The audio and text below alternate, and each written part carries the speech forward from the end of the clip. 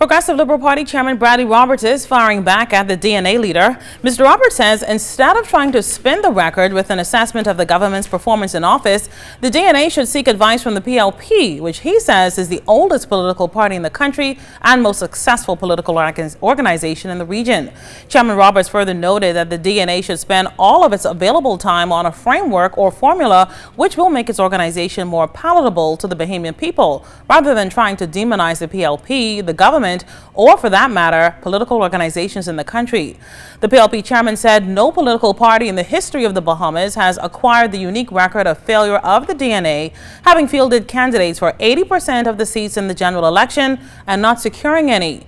Chairman Roberts said then if the DNA can get what he calls its bloated political ego to transfer into a seat in the House of Assembly, then the DNA party can be taken seriously.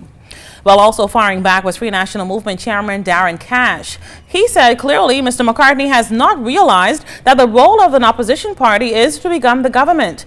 Chairman Cash said the FNM understands McCartney's fixation with the FNM, saying they thought the DNA leader would have been able to move beyond his hurt feelings by now.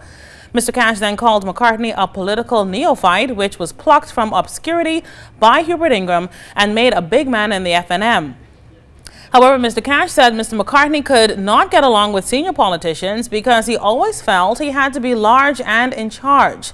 The Free National Movement's chairman claims Mr. McCartney left the party in a huff and puff because the former prime minister refused to let him run his government. According to Mr. Cash, the FNM hopes the DNA supporters will see that Mr. McCartney continues to be driven by pure ambition, spite and resentment of Mr. Ingram and the FNM because he could not have his own way.